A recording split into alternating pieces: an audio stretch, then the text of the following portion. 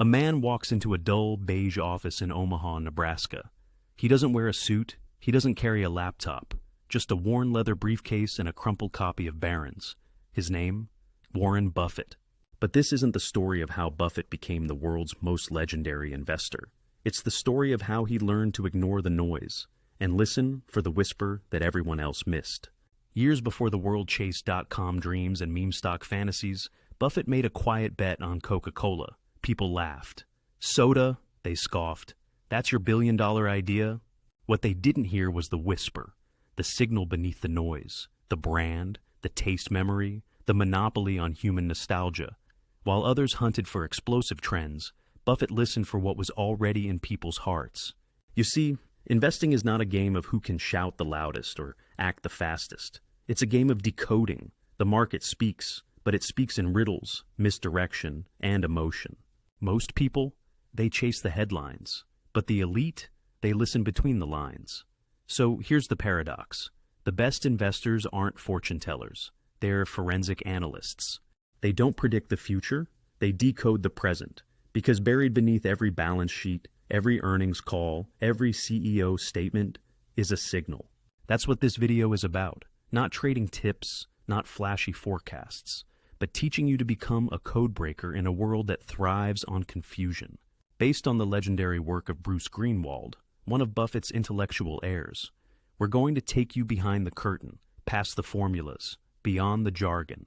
You'll learn how to hear what the market isn't saying, and why the loudest noise is often the biggest trap. And maybe, by the end of this, you'll realize the greatest edge isn't speed or luck, it's clarity. Imagine standing in the middle of a vast ocean, fog everywhere, no stars, no shore, just you, a sailboat, and the hum of uncertainty. That's what investing feels like for most people. Every wave looks like a signal, every gust of wind feels like a prediction. But without a compass, you're just drifting. Now, here's the secret. Value investors don't drift, they navigate. And their compass? Intrinsic value. The core idea behind value investing isn't buy low, sell high. It's buy right, wait quietly. While the world obsesses over price, value investors ask a deeper question. What is this business really worth, with or without the hype? You see, price is just noise. Value is the signal. And like a compass, it doesn't change based on emotion or trend. It always points to true north, the real worth of a business. Bruce Greenwald doesn't teach you how to gamble. He teaches you how to measure. He treats a business like a living system, with cash flow as blood, competitive advantage as bones, and management as its brain. You're not buying a stock, you're buying a machine. And you better know how that machine works. Let me tell you a story. In the early 2000s, everyone wanted in on tech.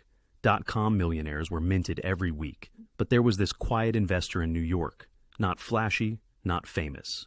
He studied an old printing company. Dying industry, low margins, zero hype. But he dug into the numbers, spoke to customers, examined contracts. What he saw? A hidden cash cow, recurring revenue, locked-in government clients, undervalued assets. While the world threw billions into websites with no profits, he invested in boring paper. 5 years later, he exited with a 600% return. That's the power of having a compass, not chasing noise, but decoding value. So, now ask yourself, have you been investing with a compass or just reacting to the fog? Picture a man pounding on your front door every morning, same time, every day. Some mornings he's euphoric, offering to buy your entire house for double its value. Other days he's grim, panicked, desperate, offering to sell you his mansion for peanuts because he feels a storm coming. This man's name? Mr. Market, and he's insane. Benjamin Graham introduced this metaphor to explain the erratic nature of the stock market. Bruce Greenwald took it further, showing us that Mr. Market isn't just irrational, he's emotional. And if you listen to him, you don't just lose money, you lose your mind. Every price he shouts is not a fact, it's a feeling. That's why value investing isn't about predicting what Mr. Market will do next. It's about knowing when to ignore him. Let me show you what happens when you don't. In 2021, a young investor named Marcus poured his savings into a biotech stock that Reddit forums were hyping. It had no profits, no approved drugs, but it was next-gen cancer tech. The price doubled in days, then halved again. Marcus panicked, sold at a loss, and watched helplessly as the stock flatlined into obscurity. When asked why he bought it, he simply said, "Everyone else was." That's the sound of Mr. Market's voice, loud, confident, and dead wrong. You see, markets are not rational machines. They're emotional arenas. Prices fluctuate far more than value ever does. Greenwald teaches that your job isn't to outguess the market. Your job is to take advantage of its mood swings. When the crowd panics, you stay calm. When the crowd celebrates, you stay skeptical. But that's hard, isn't it? Because Mr. Market lives inside us too. He's the voice that says, "You're missing out," when stocks rise. He's the whisper, "Sell now," when they fall. And unless you learn to separate his noise from your compass, you'll be led into every financial trap dressed as opportunity. Greenwald's genius was this. He trained his students to reframe volatility. Instead of seeing it as threat, he saw it as a gift. A volatile market is a generous one, if you have discipline, because eventually Mr. Market always offers the wrong price, and that's when you act. So here's your mirror moment. Have you been letting Mr. Market control your decisions? Have you been reacting to price instead of investigating value? You don't wear a seatbelt because you expect to crash. You wear it because you might. The same principle applies to investing. You don't build a margin of safety because you know the business will fail. You build it because you know you might be wrong. And in the world of investing, you will be, often. The margin of safety is not a concept. It's a mindset. It says, even if I've misjudged the growth, even if earnings shrink, even if the market turns against me, I still won't lose much. It's how value investors survive storms. Not by predicting them, but by building their portfolios like submarines, not speedboats. Bruce Greenwald doesn't romanticize risk. He respects it. He teaches that a good investor isn't someone who avoids mistakes, but someone who designs around them. That's why every valuation he teaches includes layers of protection, discounted assumptions, conservative forecasts, contingency plans. Let me tell you a story that reveals the cost of not having that airbag. Back in 2008, a hedge fund bet big on a luxury retail chain. On paper, it looked solid. Loyal customers, premium margins, expanding globally. But their projections were too rosy. They assumed consumers would keep spending, even in a recession. When the crash hit, the stock dropped 70%. The fund lost hundreds of millions. Why? No margin of safety. They had bought perfection at a premium, and perfection never lasts. Contrast that with Buffett's move in the same period. He quietly invested in Burlington Northern Railroad, an old, boring freight company. Why? It had stable cash flows, low capital risk, and deep asset value, even in downturns. That's margin of safety. Even if the economy stalled, trains still needed to move. So here's what this really means. The margin of safety is humility in action. It's the recognition that you don't control the future, but you can control the price you pay today. There was a time when Warren Buffett hunted for what he called cigar butts, dying companies with just one last puff of value, dirty, discarded businesses that, despite their flaws, were still priced so cheaply that even a small gain meant profit. It was the ultimate bargain hunter's mentality. But something changed, something profound. Buffett stopped looking for the cheapest thing and started looking for the most enduring. That shift, from cigar butts to castles, marked the birth of modern value investing. And Bruce Greenwald didn't just understand this shift, he codified it. He taught that great investors don't chase the lowest price. They chase the highest quality at a reasonable price. Because while price is fleeting, quality compounds. Here's what Buffett discovered. A great business, a castle, has a moat. A durable advantage that keeps competitors out and profits in. Maybe it's a brand, maybe it's patents, maybe it's network effects or switching costs. But whatever it is, it lets the business defend its turf and grow quietly, predictably, decade after decade. Let me take you into the boardroom of a real castle. In 1988, Coca-Cola was recovering from a branding disaster, the infamous New Coke debacle. Wall Street was skeptical. But Buffett saw something deeper, a brand with global emotional resonance, a product consumed billions of times a day, a supply chain so efficient it felt like clockwork. While others saw a fading fizzy drink, he saw a global toll booth, a business that charged a penny every time thirst struck. He invested over $1 billion. 30 years later, the returns were astronomical, not because of short-term growth, but because of enduring dominance. This is what Greenwald emphasizes. Value is not found in numbers alone. It's found in narrative, a story of stability, a pattern of protection. So, how do you spot a castle? You look for consistency in returns on capital. You look for evidence that customers keep coming back, not because they're forced to, but because they want to. What if the reason most investors fail isn't because they lack intelligence, but because they rely on just one type of thinking? Numbers only, charts only, hype only. That's like trying to solve a Rubik's Cube using just one color. Charlimunger, Warren Buffett's right-hand mind, saw this flaw decades ago. His answer? A latticework of mental models. Dozens of thinking tools, from biology to physics to psychology, woven into a single mental system. Munger once said, "To a man with a hammer, everything looks like a nail. But what if you had a full toolbox? What if, when you looked at a business, you didn't just see financial statements? You saw feedback loops, competitive ecosystems, cognitive biases, and incentive structures?" Here's a story to bring that to life. In 2004, two analysts looked at the same company, Costco. One saw a mediocre retailer with razor-thin margins. "Hard pass," he said. The other, she applied a latticework. She saw customer loyalty psychology. She saw the economic moat of membership fees. She analyzed the company's obsession with culture, scale efficiencies, and its ability to say no to Wall Street's short-term demands. That second analyst invested heavily. 2 decades later, her returns crushed the first analyst by over 400%. What was the difference? Not the data, the thinking. What if I told you some businesses are born to survive, and others are born to burn out? That beneath the surface of every company lies a hidden DNA.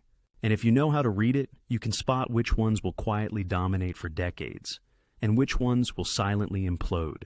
Bruce Greenwald teaches that franchise businesses are not just profitable, they're protected. They're not just efficient, they're entrenched. These are companies with deep moats, strong customer bonds, and the ability to raise prices without losing demand. But here's what most investors miss. Franchises are often boring. Let's step inside one. In the late 1990s, everyone was hyped on .coms. Meanwhile, a man named Tom was quietly building a local trash collection business in the Midwest. No fancy website, no viral campaign. Just contracts with cities, recurring pickups, and relentless focus on service. Over time, he bought out smaller competitors, locked in long-term agreements, and became the only player in town. By 2010, his company was generating tens of millions annually, with zero marketing spend. Why? Because nobody wants to change who picks up their garbage. That's a franchise. Most people look at financial statements like they're reading a report card. Revenue up? Good. Net income down? Bad. But true value investors, the kind Bruce Greenwald trains, don't read reports. They X-ray them. They don't look at what's shown. They look at what's hidden. You see, numbers don't lie, but they do mislead, especially when you don't understand how they were assembled. Here's a true story. In 2015, a fast-growing retail chain in the U.S. posted fantastic earnings, double-digit growth, great margins. Analysts raved. But one investor dug deeper. He noticed something strange. The growth wasn't coming from better operations. It was coming from financial engineering. Lease obligations were being buried off balance sheet. Inventory turnover was slowing, but promotional expenses were up. Customers were buying, but only with discounts. Behind the glossy numbers was a fire burning through the floorboards. 2 years later, the company filed for bankruptcy. What saved that investor? X-ray vision, the ability to see beyond the earnings report and into the sustainability of the business model. Some CEOs manage, a few inspire, but the rarest, the ones Bruce Greenwald urges you to spot, are capital alchemists. These are leaders who take every dollar you give them and turn it into more than a dollar, not once, but again and again, quietly, reliably. Think of it like this. Imagine a farmer who harvests a crop, then chooses where to plant the next seed. A mediocre CEO throws those seeds everywhere, chasing volume. A great CEO chooses the most fertile soil, expanding high ROIC products, doubling down on moats, buying back stock when it's undervalued. That's not growth, that's alchemy. In 1999, a tech analyst asked Warren Buffett why he wasn't investing in the internet boom. His reply, "I don't invest in things I don't understand." The room laughed. A year later, the NASDAQ collapsed, wiping out trillions. And Buffett? He just kept reading annual reports, eating McDonald's, compounding quietly. Time proved him right, again. Because Buffett knew a secret most investors still don't. You don't need to be fast to get rich. You need to be still. Bruce Greenwald teaches that patience is not passive. It's powerful. It's not waiting for something to happen. It's giving what you've planted the space to grow. Let me tell you about Tony. Tony started investing at age 30. He chose 5 companies he understood deeply. Businesses with moats, consistent earnings, and solid management. He didn't trade. He didn't time. He just added more during dips. At 45, his friends were still chasing stock tips. Tony's portfolio quietly exploded. Not because of luck, but because of time plus quality plus consistency. The holy trinity of wealth. The market punishes impatience. Every dip, every crash, every panic is a test. Most fail. They sell out of fear. They buy out of FOMO. But value investors, they pause, they study, they wait. Because they know something simple and profound. Time rewards the prepared. Think about the last time you sold too soon. Was it because the fundamentals changed, or because your emotions did? Patience is the ultimate edge because no algorithm can replicate it. No fund manager can teach it in a webinar. It's earned through discipline, forged through setbacks, and rewarded only to those who actually believe in the math. And here's the final truth. When you own a great business, time becomes your employee. Every day that passes is another brick in the castle, another dollar reinvested, another moat deepened. Let's decode 3 of the greatest long-term investments of all time. Not because they were flashy, but because they were obvious to those who knew what to look for. Case 1, Coca-Cola. In 1988, Warren Buffett poured over $1 billion into Coca-Cola. Wall Street snickered. It's a soda company, they said. No growth, no innovation. But Buffett saw something deeper. A brand consumed daily, wrapped in memory and emotion, distributed globally with no credible rival in sight. What Bruce Greenwald calls customer captivity, Coke had in spades. It wasn't just a drink, it was a ritual, and with every sip, every smile, Coca-Cola's moat deepened. Buffett didn't care about quarterly fluctuations. He cared about psychological dominance. 30 years later, that $1 billion had compounded into over $20 billion. Why? Because the product was simple, the business was durable, and the investor was patient. Case 2. Geico. Insurance isn't sexy. It's paperwork, actuarial tables, and call centers. But in Geico, Buffett and Greenwald both saw something irresistible: low-cost operations. Geico didn't just grow. It scaled with precision. The longer it operated, the more data it gathered, the better it priced risk. This is what Greenwald teaches. Economies of scale combined with learning effects create a feedback loop. Each policy improved the business. Every customer lowered average cost. And unlike flashy tech stocks, Geico's edge wasn't vulnerable to disruption. It was boring and therefore bulletproof. Today, Geico is a core profit engine inside Berkshire Hathaway, all from recognizing that advantage isn't always loud. Case 3. Walmart. In the 1970s, Sam Walton wasn't a billionaire. He was just a man who understood logistics better than anyone. While competitors built department stores in fancy cities, Walmart went rural. They optimized distribution. They leveraged volume to lower prices. They passed savings to customers. And more importantly, they built a culture of operational discipline. Greenwald uses Walmart as the textbook case for cost advantage, the ability to do what everyone else does, but cheaper, smarter, and with relentless consistency. If you had invested $1,000 in Walmart stock in the mid-1970s and simply held it, you'd be sitting on over $10 million today. What ties these 3 together? Moats, brands, cost leadership, scale, capital discipline, no waste, no ego, patience, decades of compounding without panic. None of these companies screamed explosive upside. They whispered inevitability. They were businesses hiding in plain sight, ignored by those chasing trends, embraced by those decoding fundamentals. Imagine walking through a dark alley. You see a gold coin glinting on the ground. You rush to grab it, but the floor gives way. It was a trap. And in investing, those glittering coins are called value traps. Companies that look cheap, but are actually poison. To the untrained eye, a low price-to-earnings ratio or a stock trading below book value screams opportunity. But Bruce Greenwald teaches that cheap is not the same as valuable. A business can be trading at a discount, not because the market is stupid, but because the business is broken. Take Radio Shack. Once a staple of American retail, its stock plummeted in the early 2010s. Value investors piled in, seduced by the low valuation. It's a turnaround story, they said. Undervalued real estate, strong brand recognition. But they ignored the rot. The product was outdated. The competition was brutal. Management was asleep at the wheel. The numbers looked cheap because the future was bankrupt. Within years, the company was gone. And so was investors' capital. Greenwald warns us, always ask why a stock is cheap. Is it temporarily mispriced due to fear or confusion? Or is it a reflection of terminal decline? Let's break down the anatomy of a value trap. No real moat. The business can't defend itself. Anyone can copy it. Price wars are common. Loyalty is non-existent. Earnings deception. Profits may appear stable, but they are artificially propped up through debt, cost cuts, or one-time gains.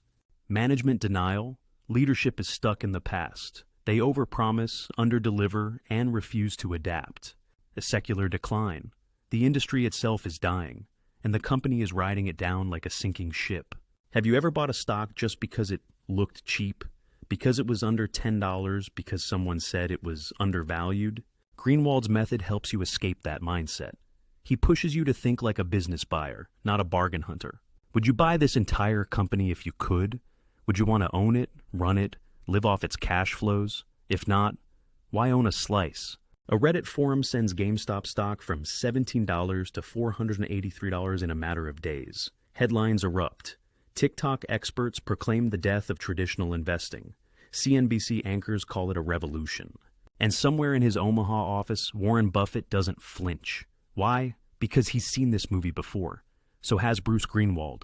Because while markets evolve, human behavior never does. Modern value investing isn't about ignoring the chaos. It's about decoding it. Greenwald warns that today's investor is constantly bombarded with distraction, infinite data, dopamine-driven trading apps, AI stock pickers, social media mobs. But underneath it all, the principles of value remain unchanged. You're buying a business, not a bet. Here's a story that captures that tension. In early 2023, a 27-year-old investor named Lena built a portfolio of biotech and tech startups recommended by finfluencers. Her returns spiked fast, but just as fast, they cratered. One stock, which had been touted as the next Tesla, dropped 80% after earnings revealed zero revenue. Meanwhile, Lena's roommate quietly bought shares in Costco, holding through the volatility.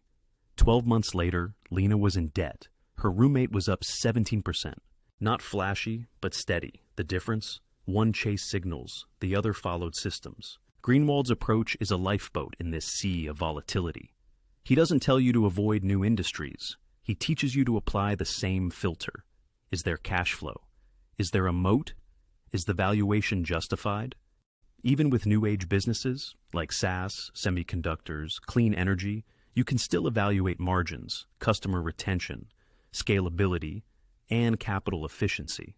Value investing is platform agnostic. It adapts across eras because it's rooted in reality, not narrative.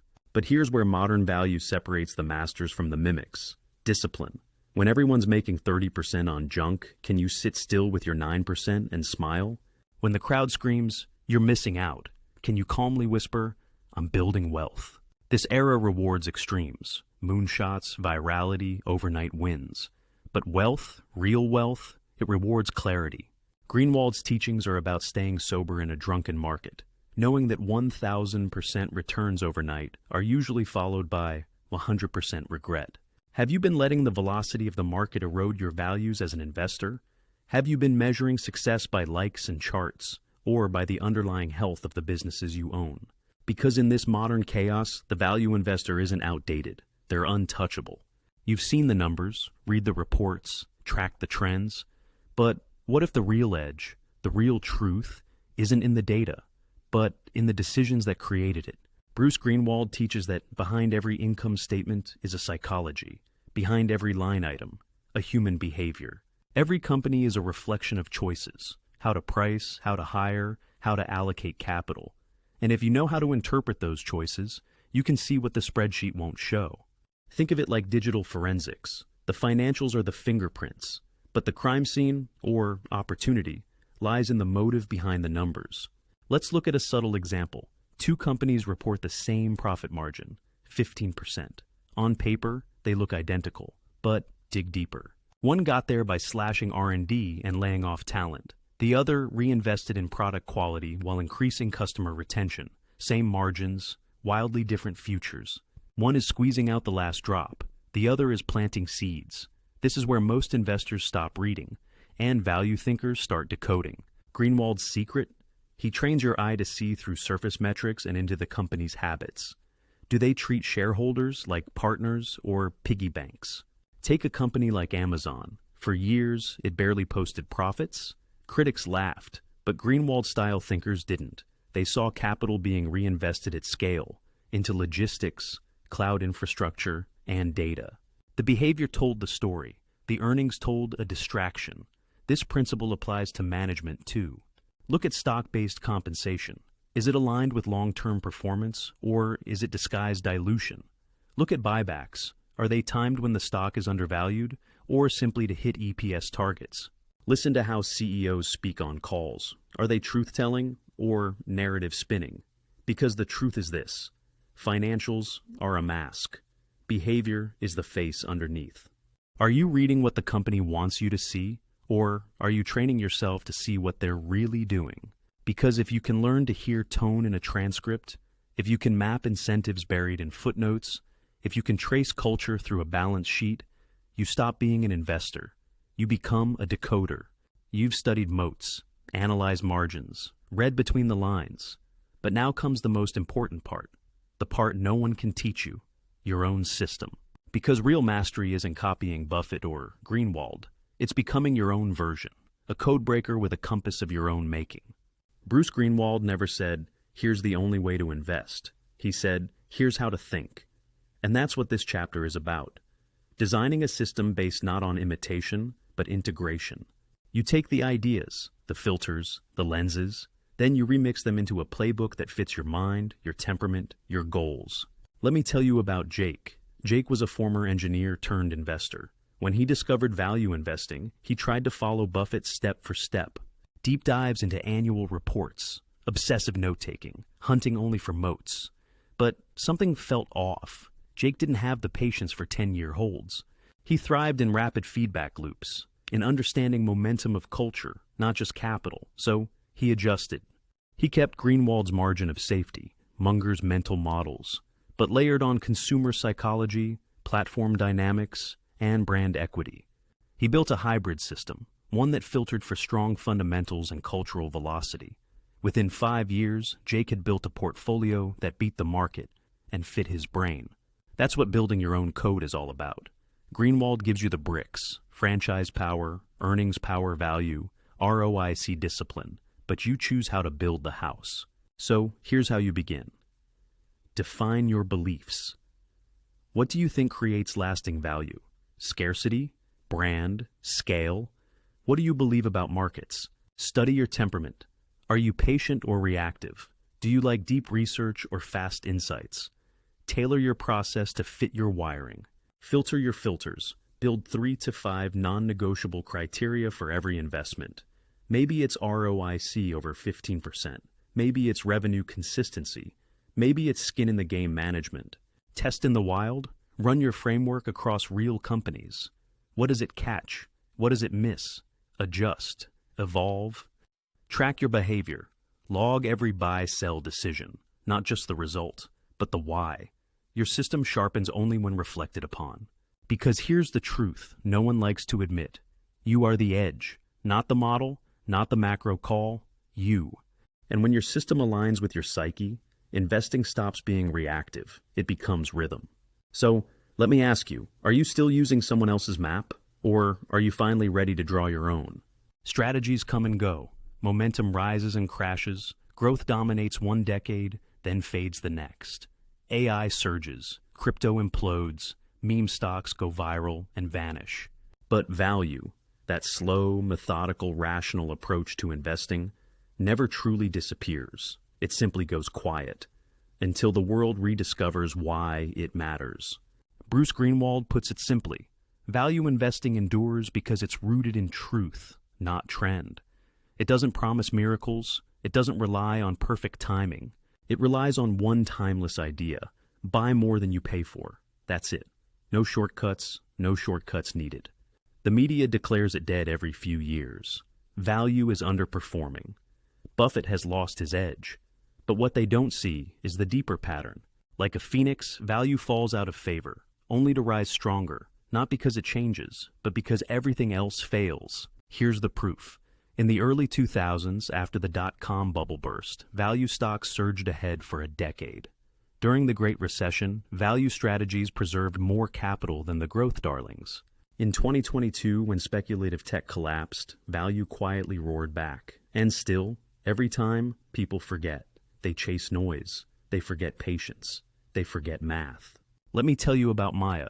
Maya started investing in 2010. She ignored the hype, the headlines, the predictions. She studied businesses, read filings, tracked return on capital. Her friends laughed at her boomer stocks. But year after year, her portfolio grew. When the pandemic hit, she stayed calm. When crypto crashed, she stayed quiet. And in 2025, she's financially independent. Not because she made a big score, but because she never got shaken out. This is the truth Greenwald embeds in every lesson. Value isn't just an investment style. It's an identity. It's the identity of someone who thinks clearly when others panic, who acts slowly when others chase, who builds wealth the way nature grows trees, quietly, deeply, invisibly, until suddenly, it's obvious. Value never dies because markets always return to reason. You can't outrun gravity. You can't hype your way out of bad fundamentals forever. Eventually, the market looks beneath the story and asks, what is this actually worth? And when it does, its value investors are already there, waiting, smiling. So here's your final mirror. Are you trying to outguess the world or outlast it? Because if you've made it this far, you're not like everyone else. You don't want fast. You want forever. And that's why value is yours to carry forward, not as a tactic, but as a torch. You've just decoded the world of value investing, not through numbers alone, but through the mindset, stories, and systems that have quietly built empires while the rest of the world shouted over noise. You discovered how great investors don't follow markets. They read them, like codebreakers in the fog. You learned that price is not value, volatility is not risk, and patience is not passivity. It's power. You've seen how the strongest businesses don't scream for attention, but whisper with consistency. How CEOs can multiply or murder your capital. How value investing isn't about old-fashioned stocks. It's about timeless truths. You now see through hype, through headlines, through hysteria. You've awakened your X-ray vision, and more importantly, you've begun crafting your own code, a way of investing that doesn't require permission, prediction, or popularity. So, here's your invitation. Join the rebellion of rational thinkers. Comment below. What's one company you believe in, not because it's hot, but because it's built to last? Like, share, subscribe, not because it helps us, but because it helps someone like you find their compass. And remember this, the crowd hears noise, but the codebreaker, they hear value. That codebreaker,